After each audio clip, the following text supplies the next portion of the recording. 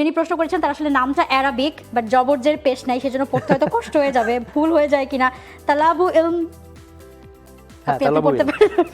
আচ্ছা, তালাবু ইলম বা তালিব ইলম বা তালিব আলিমও হতে পারে। আমি আসলে জবরজের পেশ নাই তো। তালাবু ইলম আমার মনে ওকে ওকে। আচ্ছা, তো তিনি প্রশ্ন করছেন বিসিবি কি এবিডি ভিলিয়ার্সকে বাংলাদেশ টিমের মেন্টর করতে পারবে 2027 ওয়ার্ল্ড কাপ পর্যন্ত? আর বাংলাদেশ এইচপি টিম কি টপ 10 টি20 ফাইনাল খেলতে পারবে কিনা আপনাদের কি মনে হয়?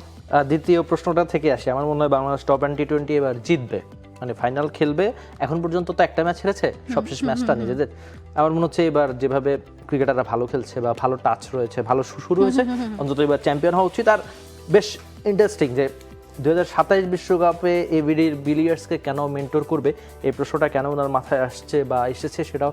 তবে আমি মাঝখানে দেখছিলাম যে কয়েকজন বাংলাদেশের সঙ্গে ইতালিতে এবিডি বিলিয়ার্সের দেখা হচ্ছে, তারা ফ্রিতে তার থেকে বাংলাদেশি ফ্যান বা বাংলাদেশি ক্রিকেট ফ্যান বলে নিজেদের দোকানের একটা ফ্রি প্রচারণা করে নিয়েছে। আপনি দেখেছেন কিনা আমি জানি না, হয়তো ফ্যানরা দেখেছে। তো optical brighter photo catalyst active granule সমৃদ্ধ বসুন্ধরা পাওয়ার ওয়াশ, ঝলমলে কাপড়ে ফুরফুরে মন। এবিডি বিলিয়ার্স এমন একজন নাম, তিনি আসলে বাংলাদেশ ক্রিকেটে কাজ করলে এটা তো ভালো হবে, মানে আমি খুবই পজিটিভলি নিব। সবাই পজিটিভলি নেবে যে এবিডি ভিলিয়ার্স যদি মানে কোচ বা মেন্টর হয়। তবে তিনি তো আসলে খুব সুন্দর বলেছেন যে তার আপাতত রিসেন্টলি কোচিং এ হয়তো বা প্ল্যানিং নাই বাংলাদেশে, বাট মেন্টর হিসেবে কাজ করতে আবার আগ্রহ বোধ করেছেন। এই ব্যাপারটা দুই দিক থেকে আসতে হবে, ডিভিলিয়ার্স নিজেও রাজি হতে হবে, বাংলাদেশ ক্রিকেট বোর্ড থেকেও তাকে তো বলতে হবে। পরের কমেন্টটা মেহেদি মিরাজ, তিনি বলছেন টপ অর্ডার ব্যাটারদের মধ্যে প্রথম 10 ওভার কাটিয়ে দেওয়ার জন্য ব্যাটিং অ্যাপ্রোচে টেকনিক্যাল পরিবর্তন আনা বেশি জরুরি নাকি মাইন্ডসেট? আমার মনে হয় দুটোই। আর বিশেষ করে আপনি তো সবশেষ ম্যাচটা যদি দেখে থাকেন, সেখানে টস জিতে ওই সময়ে এই স্টার্ক, হ্যাজেলউড, কামিন্সদের সামলানো আসলে দুনিয়ার যে কোনো ব্যাটারদের জন্যই কঠিন। মানে এই মুহূর্তে আপনি ওই পরিস্থিতিতে প্রথম আধা ঘন্টা, প্রথম 1 ঘন্টা কোন ব্যাটার থাকবেন, কোন ব্যাটার খেলবেন?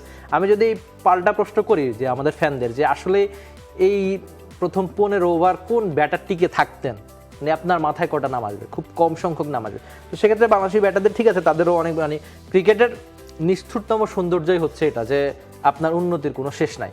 অবশ্যই আপনাকে ভালো করতে হবে, শিখতে হবে, নিজের কাজ আরও বেশি ভালো করতে হবে। এই জন্যই ক্রিকেট খেলাটা এত বেশি মানুষ অনুসরণ করে বা নিজেদের মতো মনে করে। তো আমার মনে হয় এখানে মাইন্ডসেট এবং টেকনিক্যাল পরিবর্তন দুটোই অনেক বেশি দরকার। আবার দেখেন প্রথম টেস্টে যখন বাংলাদেশ ভালো করেছে, ওই যে আমরাও প্রথম টেস্টের আগে কথা বলছিলাম যে বাংলাদেশের সবচেয়ে বড় চ্যালেঞ্জই ফার্স্ট হাফ অ্যান আওয়ার বা 1 ঘন্টা আসলে টিকে থাকা। তো সেখানে যেমন ধরেন যে শান্ত যেমন বলছিল যে সাদমানের 20টা রান অনেক বেশি ইম্পর্টেন্ট ছিল এই ম্যাচ জেতার জন্য। হ্যাঁ, সেটাই যে শুরুর দিকে আসলে টিকে থাকাটাই অনেক বেশি চ্যালেঞ্জিং। এসকে সাজুর রহমান বলছেন ভারত বাংলাদেশ টেস্ট ম্যাচে পেস বান্ধব পিচ হলে কোন দেশ বেশি ডমিনেট করতে পারবে? মানে ওনার প্রশ্ন হচ্ছে পেস হয় উইকেটে কোন দলের পেসাররা ভালো, ভারত নাকি? আমার মনে হয় বাংলাদেশ এখন খুব বেশি পিছিয়ে থাকবে না। আপনি চিন্তা করেন যে ভারতের এগিয়েই থাকবে, মানে জাসপ্রীত বুমরা ছাড়া আরেকজন মানে ওয়ার্ল্ড ক্লাস মানের পেসার কি এখন ভারতের আছে কিনা, বা টেস্টে বিশেষ করে।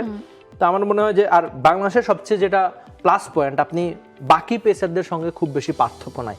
আপনি চিন্তা করেন যে নাহিদ রানা খেলতে পারে নাই, আপনি কি তার অভাব খুব বেশি মিস করেছেন? শরীফুল ঢাকায় ছিল, হুট করে এসে 7টা উইকেট নিয়ে নিলেন।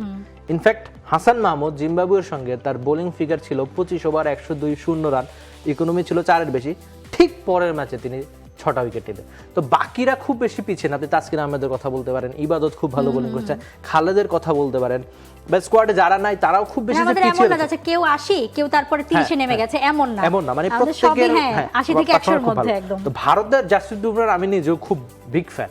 তিনি এমন একজন ওয়ার্ল্ড ক্লাস বিশ্বমানের বোলার, তার মতো বোলার মানে পুরো আপনি যদি 50 বছরে একজন আসে কিনা সেটাও সন্দেহ আছে। কিন্তু বাকি নামগুলো একটু আপনার মনে সময় যাবে। তো বাংলাদেশের পেসাররা খুব বেশি পিছিয়ে থাকবে না বলে আমার মনে হয়।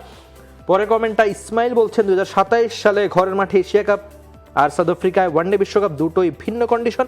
বিশ্বকাপের জন্য বাংলাদেশের পরিকল্পনা, সেই লক্ষ্যে বিশ্বকাপের টিম কম্বিনেশন কেমন হওয়া উচিত? বেশ ভালো একটা প্রশ্ন। মানে আপনি যদি এশিয়া কাপে ভালো করতে যান তাহলে বিশ্বকাপে খারাপ করবেন, বিশ্বকাপে খারাপ করতে গেলে এশিয়া কাপে আবার দেখেছে একটু খারাপ হয়ে যায় কিনা। তবে আমার মনে হয় ঘরের মাঠ যেহেতু মিরপুর বা সিলেটে ম্যাচগুলো হবে, বাংলাদেশের এই কন্ডিশনগুলো একদম হাতের তালু, মানুষ যেভাবে চেনে ঠিক ওভাবে তো বাংলাদেশের চেনা।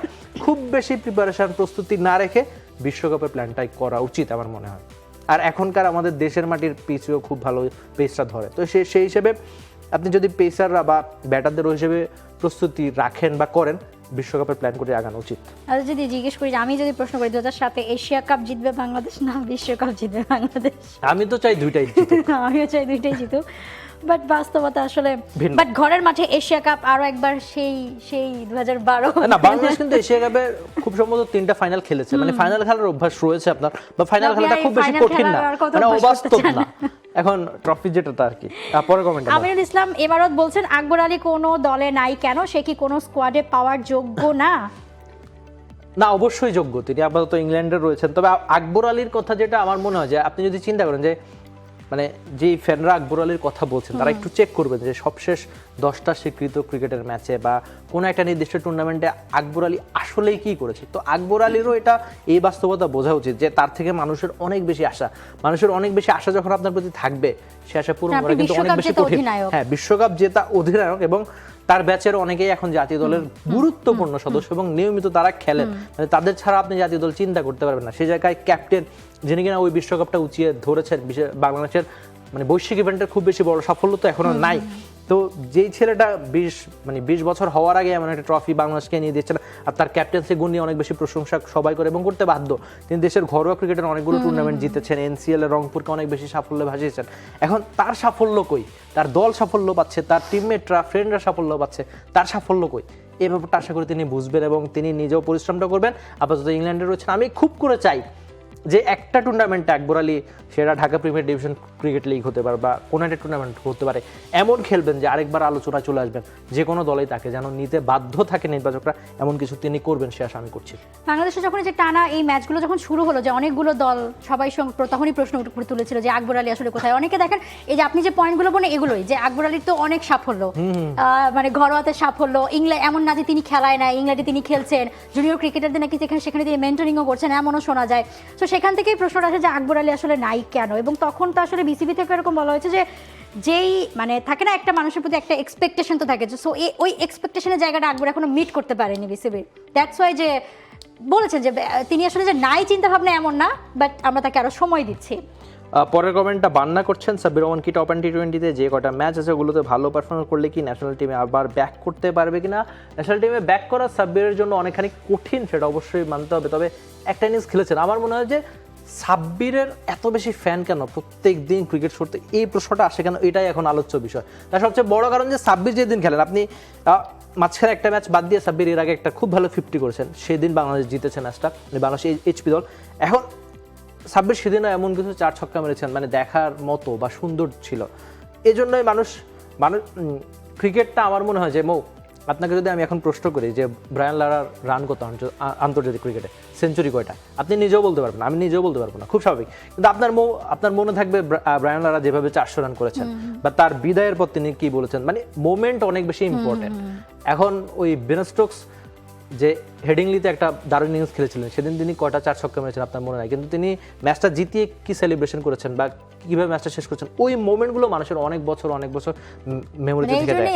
এখন সাব্বির এমন কিছু ইনিংস খেলেছেন, এমন কিছু ছক্কা মেরেছেন, ওই বিপিএল তার 11টা ছক্কা ছিল দেখার মতো, এমন কিছু নক তিনি খেলেছেন। এই জন্যই মানুষ প্রত্যেক দিন প্রশ্ন করে যে সাব্বির কই।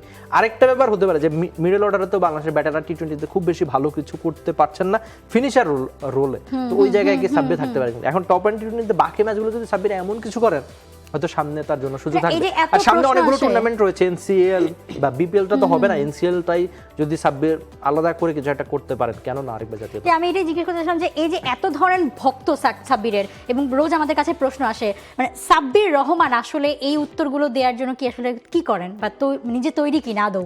তার নিজে তৈরি থাকেন, কিন্তু বাস্তবতা হচ্ছে তার একটা টুর্নামেন্ট খুব ভালো ক্রিকেটটা খেলতে পারে। বাংলাদেশ জাতীয় দল এমন একটা ব্যাপার, আশা খুব বেশি কঠিন না, বাদ পড়া খুব বেশি কঠিন। আপনি চিন্তা করেন যে একটা টুর্নামেন্ট যদি সাব্বির ভালো করে, এমন কিছু একটা করে, তার ধারাবাহিকভাবে রান করে যান, তাকে ওই জাতীয় দলে আসা থেকে কে ঠেকাবে? জাতীয় দলের জায়গাটা ভালনারেবল থাকে, আর ওই মানে আমাদের জাতীয় দলে আসাটাই সবচেয়ে সহজ আমার কাছে মনে হয়।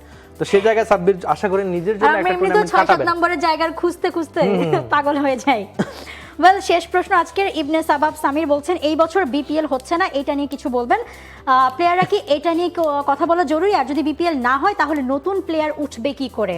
তা এই ইবনে সাবাব সামির মানে এই ফ্যানদের জন্য ক্রিকেটটা বাংলাদেশের এত বেশি জনপ্রিয়। মানে তিনি ভাবছেন যে একটা বছর যদি বিপিএল না হয় নতুন ক্রিকেটার কি করে আসবে। আর আমার তাকে পাল্টা প্রশ্ন করতে ইচ্ছে করছে যে বিপিএল ক্রিকেটার এনেছে এমন কয়জন ক্রিকেটার আছে? আপনি যদি নামগুলো খুঁজতে যান, অনেক চিন্তা করে আপনার হয়তো শেখ মেহেদীর কথা বা হৃদয়দের কথা, কিন্তু বিপিএল কি আসলেই নতুন ক্রিকেটার দিয়েছে আমাদের খুব বেশি? উত্তরটা বোধ করি না। কিন্তু আরেকটা ব্যাপার হচ্ছে বিপিএল কেন দরকার? বিপিএল প্রথমত আপনি নাইলে টি20 টুর্নামেন্ট বা এখন ক্রিকেটাররা তো খেলার মধ্যে থাকতে হবে, আর্থিক ব্যাপার অনেক বেশি দরকার। আর্থিক ব্যাপার কেন? আপনি একটা ভালো ব্যাট কিনতে যাবেন, তার দাম হবে 1 লাখ টাকা। এখন একজন ক্রিকেটার 1 লাখ টাকা দিয়ে কয়জন? আপনি ওই যারা কেন্দ্রীয় চুক্তিতে থাকে 15 জন বা 20 জনের ওই তালিকা বাদ দেন, বাকি 100 জন 200 জন ক্রিকেটাররা কি করে চলেন? ওই 1 লাখ টাকার ব্যাট তারা কি করে কেনেন? এই ব্যাপারগুলো যদি চিন্তা করেন, একটা ভালো বুট বা একটা ভালো বলের যে দাম, এখন একজন ক্রিকেটার সারা বছর কিভাবে ইনকাম করে? আর ক্রিকেট এমন একটা খেলা, আপনি তো 60 বছর 65 বছর পর্যন্ত ইনকাম করতে পারবেন না। সবাই তো আর কমেন্টেটর হবে না, কোচ হবে না, মেন্টর হবে না, সবাই তো আর ক্রিকেটের সঙ্গে থাকবে না। এখন বাকি জীবন তারা কি করে চলবেন? এখন এই জন্য বিপিএল হওয়াটা অবশ্যই দরকার, সেটা ক্রিকেটারের স্বার্থে, ক্রিকেটের স্বার্থে, সবকিছু মিলিয়ে। তো যতদূর শুনছি আরেকটা ব্যাপার খুব ইম্পর্টেন্ট, যে বিপিএল আসলে বাংলাদেশ ক্রিকেটকে কি দিয়েছে। আপনি যদি সবশেষ কয়েকটা বছর চিন্তা করেন, আন্তর্জাতিক মিডিয়ায় বিপিএল যতবারই খবর এসেছে সেটা নেগেটিভ নিউজের জন্য। মানে বাংলাদেশের ক্রিকেট বিপিএল কে যা দিয়েছে, আমার মনে হয় বিপিএল নেগেটিভ অর্থে অনেক কিছু ফিরিয়ে দিয়েছে। আপনি দেখেন বিশ্ব মিডিয়াতে প্রত্যেকবার আলোচনা আসে যে প্লেয়ারদের স্যালারি দেওয়া হয় না, ইন্টারন্যাশনাল মিডিয়াতে বিপিএল নিয়ে নিউজ হওয়া মানেই নেগেটিভ নিউজ। সেখানে জার্সি নাই, হেলমেট নাই, পেমেন্ট দেওয়া হয় না ঠিকমতো, কটা দল পেশাদারিত্ব মেনে চলে। তো সবকিছু মিলিয়ে এই জন্য বিসিবি প্রেসিডেন্ট তামিম ইকবালের চাওয়া যে এমন একটা টুর্নামেন্ট করবো, বাংলাদেশের ক্রিকেট বা ক্রিকেট ফ্যান এত বেশি ক্রিকেটটা ওন করে, কিন্তু আমরা এই লাভজনক কেন বানাতে পারছি না? যেখানে প্রত্যেক সিজনে আমার 20 কোটি টাকা খরচ হচ্ছে বোর্ড থেকে, যেটা টাকা আনবে সেটা উল্টা বোর্ডে টাকা খরচ হচ্ছে কেন? এই জন্যই যারা বিপিএলটা 1 বছর পিছিয়ে যদি ঠিকভাবে আয়োজন করা যায়, তো সবকিছু মিলিয়ে এই জন্যই হয়তো এবছর বিপিএলটা হবে না। আর যদি বিপিএল না হয়, সামনের এনসিএল টি20টা খুব জাঁকজমকপূর্ণ হবে বলে আমার মনে হয়। এবং তিনি ওই যে প্রশ্নটা এই জন্য করেছেন যে আসলে প্লেয়ারদের এটা নিয়ে আসলে কথা বলা জরুরি কিনা। আমরা যতটুকু জানি যে না, কোয়াপ থেকে তো আসলে বলা হয়েছে যে পিসিবি যদি মানে বিপিএল এর উন্নতির জন্য আসলে একটা বছর গ্যাপ দিতে চায়, তাদের তাতে সেখানে কোনো সমস্যা নেই। বাট আলটিমেটলি আসলে বাস্তবতা বলা যায় যে আর্থিক সমস্যা তো থেকেই যায় না। আর এখানে মানুষের ক্ষোভ, মানে কোয়াবের প্রতি কেন এত ক্ষোভ? কোয়াব কি করবে বিপিএল না হলে? আন্দোলন করবে। এখন কি মানে ক্রিকেটটা না খেললেই তো তাদের লস। হ্যাঁ, মানে তারা তো চায় মাঠে থাকতে, মাঠে খেলতে। এখন কোয়াবের কি করার আছে এখানে? এক্স্যাক্টলি। বিসিবি যদি আসলে এই সিদ্ধান্তটা নেয় এবং সেটা যদি বিপিএল বা ক্রিকেটের উন্নতির জন্যই হয়। ওয়েল, আজকের দ্য ক্রিকেট শো এই পর্যন্তই। সবাইকে অসংখ্য ধন্যবাদ আমাদের সাথে সময় দেওয়ার জন্য। শনি সোমবার 3 দিন আমরা হাজির হয়ে যাই ক্রিকেটের আপডেটস নিয়ে। দেখতে ভুলবেন না টি স্পোর্টস এবং টি স্পোর্টস ডিজিটালে সবসময়। For more updates, subscribe to our YouTube channel and click on the bell icon. Follow us on Facebook and Instagram. Download T Sports app to enjoy exciting games and highlights. Visit tsports.com.